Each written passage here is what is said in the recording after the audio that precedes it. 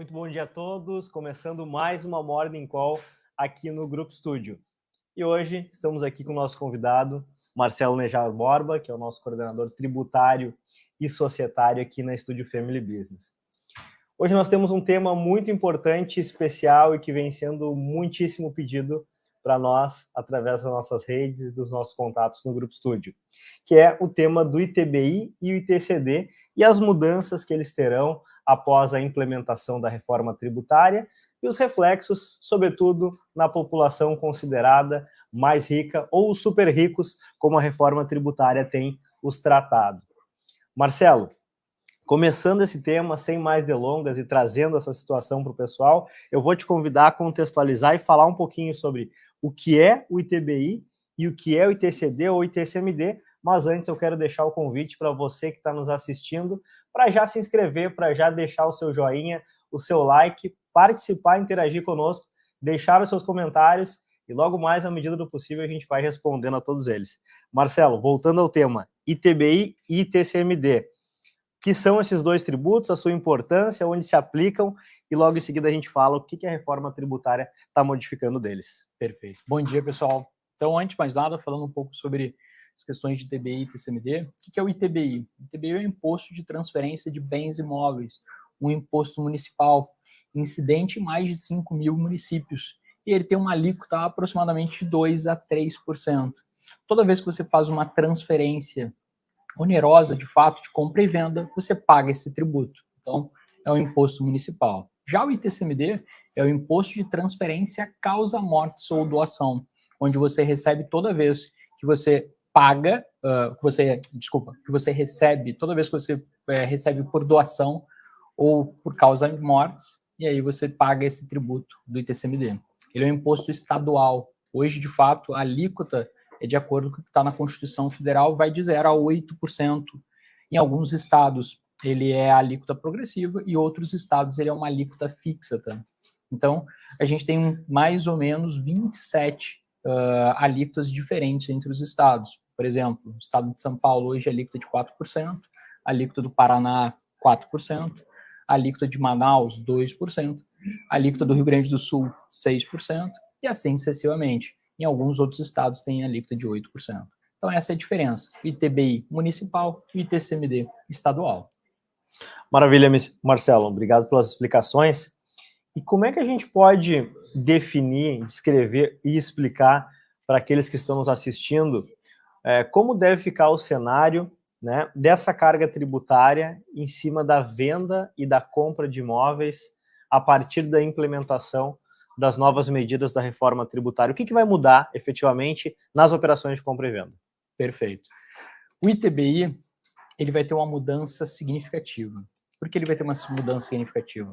Hoje, tanto o Código Civil e o entendimento do STF é que o fato gerador do ITBI é onde tem a transferência. E a transferência ocorre principalmente quando você tem a diferença, a mudança da matrícula, a verbação da matrícula.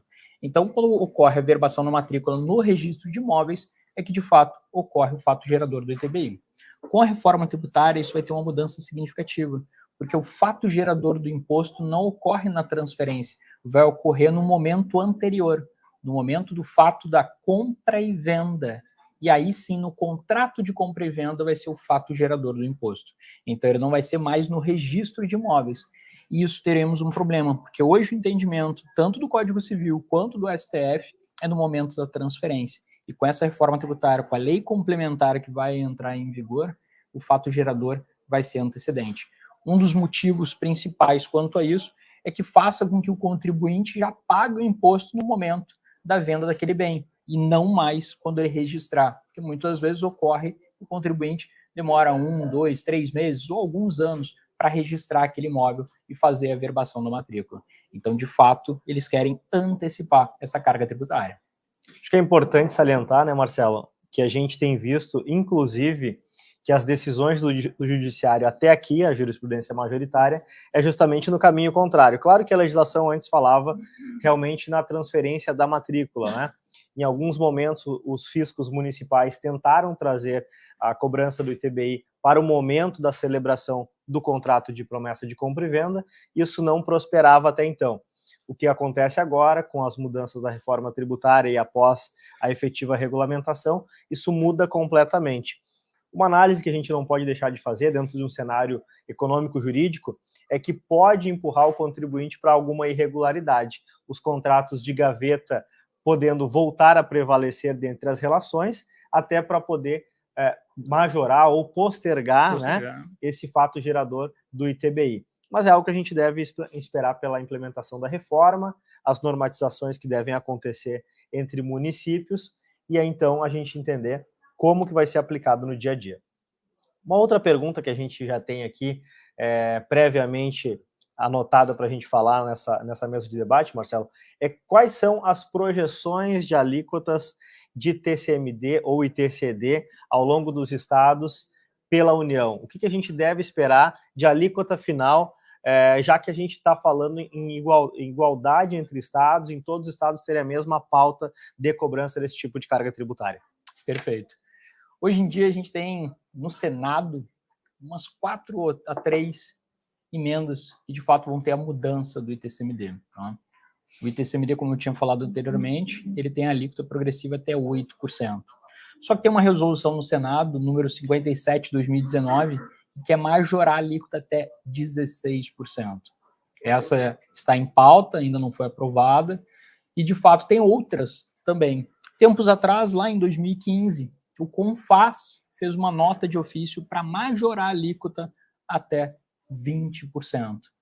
E posteriormente, anteriormente, né, teve uma questão da PEC 96/2015, na época da Dilma, para majorar a alíquota até 27,5%. Então, hoje a gente pode dizer que nós temos 3 fatores preponderantes para ter essa diferença de alíquota. Ou majora para 16%, ou majora para 20%, ou majora até 27,5%. A mais plausível que a gente entende, fazendo alguns estudos, a gente percebe o seguinte: nós temos uma alíquota progressiva do imposto de renda que chega até 27,5%, nós temos a alíquota do IBS, que já saiu, o IBS e o CBS, unificando, chega uma alíquota de 26,5%, e por que não a alíquota do ITCMD chegar nessas bases de 27,5%. Isso porque também, muito comparado o Brasil com outros países mais desenvolvidos, a alíquota de transferência de patrimônios é muito baixa, onde países mais desenvolvidos a alíquota é uma média de 40%. Na Europa, Estados Unidos, entre outros países. Então isso faz com que o Brasil tenha uma alíquota bem mais baixa. E quem sabe tenha uma majoração e chegue uma alíquota, um patamar de 27,5%. Aí a gente pode dizer que a gente vai ter mais ou menos uma tríplice, quase 27,5%. Renda, tabela progressiva do imposto de renda, patrimônios, quem sabe até 27,5%, e também as questões de consumo até 26,5%, um ponto percentual a menos. Mais ou menos isso que se imagina para os próximos meses, porque a alíquota só é definida pelo Senado. Então acredita-se que agora está atualmente no Congresso, acredita que lá para lá para setembro, a tendência é que o Senado tenha uma modificação do texto e aí sim a alíquota seja definida. Perfeito, Marcelo. Então, o que a gente deve esperar é algo na casa dos 20% de ITCMD ou ITCD, de acordo com o que ficará a própria nomenclatura federal, né? Então, em síntese, né, a carga tributária de ITCMD, Imposto de Doação Causa Mortes, que hoje o teto é 8%, deve se majorar em pelo menos 12 pontos percentuais, podendo chegar aí em até 19 pontos percentuais se a gente tiver uma alíquota de 27% ou 27,5% de acréscimo, né? Outro ponto relevante que eu queria falar sobre o ITCMD é a questão que hoje, até o Supremo Tribunal Federal, é favorável da não incidência do ITCMD em operações internacionais, em imóveis de doação ou herança internacionais.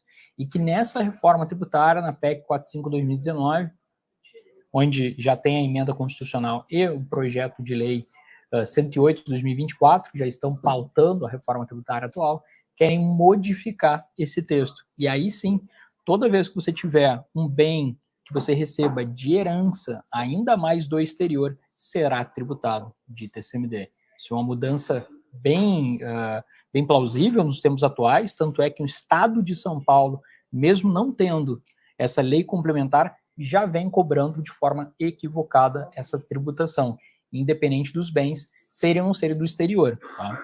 Então, se isso entrar em vigor, a gente vai ter um aumento de arrecadação no nosso país bem significativo dos bens internacionais. Esse aumento de arrecadação, né, Marcelo, é que, em última análise, fomenta ao projeto de reforma tributária, o que justifica, por parte do fisco, mexer ou alterar, majorar as alíquotas de TCMD, as alíquotas de imposto de renda ou unificação do IVA e do IBS. Agora, a gente já falou de um dos principais desafios, que são aquelas pessoas, sobretudo os rentistas, que têm patrimônio fora do país. E agora, quais demais desafios que o contribuinte internamente aqui deve esperar ou enfrentar com as novas regras que podem acontecer com a implementação da reforma tributária, Marcelo? Com essa implementação desse aumento da carga tributária, que vai ser bem significativo, a gente vai ter um problema direto no inventário. E por que a gente fala muito sobre a questão do inventário? Saiu um dado, tempos atrás, do IBDFAN, Instituto Brasileiro das Famílias, que 92% das famílias brasileiras passam por um processo de inventário. E se hoje o processo de inventário já é custoso, já é burocrático, já é demorado, imagina o custo dele ser majorado ou até dobrado de valor. Então, esse é um ponto particular que vai acarretar diretamente num custo maior aos contribuintes. E caso você não se planeje, e aí sim fazer as questões dos planejamentos acessórios antecipadamente, você vai ter uma carga tributária elevadíssima. Hoje a gente fala numa média de 20% a dilapidação do patrimônio na questão do inventário, pode chegar, quem sabe, a 40%, 50% de dilapidação do patrimônio quando passar por um processo de inventário no futuro. O que já acontece em países envolvidos como Japão, Dinamarca, Escócia, Holanda, né?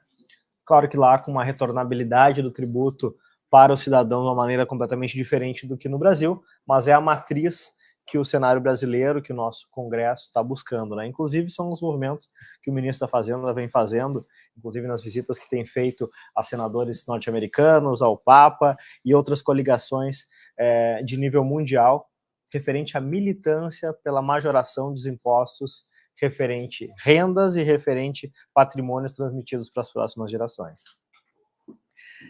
Marcelo, como que os municípios e os estados deverão receber essas mudanças na legislação?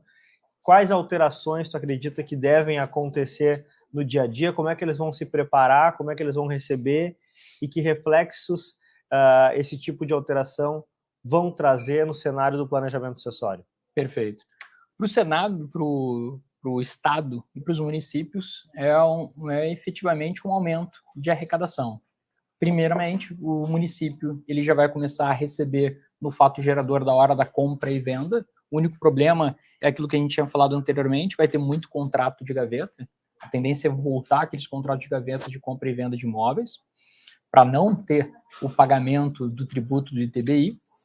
Mas caso tenha uma regularização e caso tenha uma efetiva fiscalização, o município vai ter um aumento dessa arrecadação, porque não vai ser mais na transferência, na averbação da matrícula. E aí sim, o fato gerador ocorrendo antecipadamente e tendo o registro ou não, ou a escritura pública, né, do compra e venda de imóveis, pode ser cobrado ITBI. Para o município, isso é um garantidor a mais de uma arrecadação majoritária. Para os estados, vai ser bem significativo.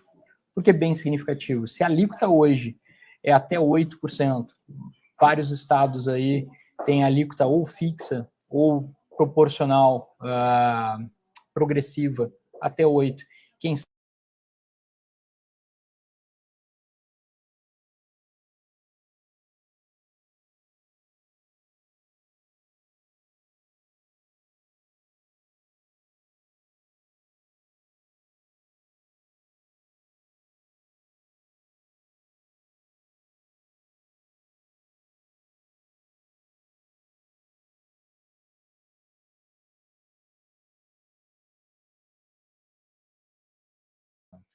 então, os estados terão uma majoração e vão ter um aumento de arrecadação bem significativo nos próximos anos.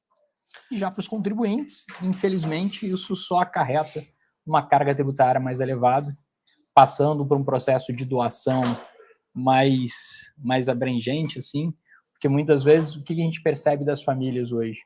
Elas sempre deixam para a última hora e nunca se antecipam.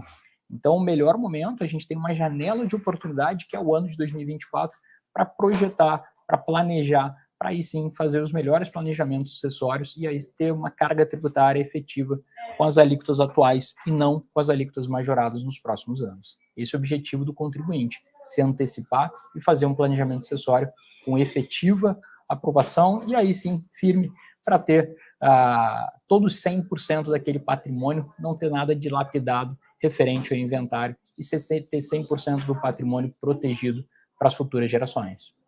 O que eu vejo, inclusive, Marcelo, é que o assunto de planejamento sucessório, de antecipação de efeitos de sucessão, pensar as transferências patrimoniais e de legado para as próximas gerações, deixam de ser um artigo de luxo, deixam de ser algo que era pensado somente para as grandes e maiores fortunas ou para as empresas que têm patrimônio multinacionais e passam a ser um assunto do dia a dia de todas as famílias brasileiras que passarão a ter que estudar, passarão a ter que entender os melhores efeitos e reflexos de carga tributária sobre seu patrimônio, sob pena de daqui um pouco não conseguir manter coeso ou não conseguir manter os patrimônios que foram adquiridos até aqui pelas suas famílias, né? Agora, com todas as mudanças legislativas, todas as mudanças que a gente espera no dia a dia da tributação, a gente sabe que o cenário brasileiro ele acaba sendo muito volátil nas decisões legislativas, na criação de novas legislações, incidências tributárias, e muitas vezes o contribuinte insatisfeito, entidades associativas, órgãos até mesmo de representação assistencial e sindical, acabam promovendo ações judiciais, promovendo revisões legislativas e litigando no judiciário, obviamente, buscando a não incidência ou a redução de algumas bases tributárias. Será que a gente já consegue falar em expectativa, Marcelo, de judicialização para flexibilização, para afastamento de algumas dessas cargas tributárias? Eu sei que há pouco a gente falou do ITBI, que possivelmente possa empurrar para uma ilegalidade, possa empurrar para uma informalidade o contribuinte que até então deixava o ITBI somente no momento da escritura e agora tem que fazer isso já no momento contratual, na própria promessa, no momento de celebração do seu contrato. O que a gente pode falar em termos de possíveis teses tributárias, Marcelo? Ou será que ainda é cedo para se falar disso?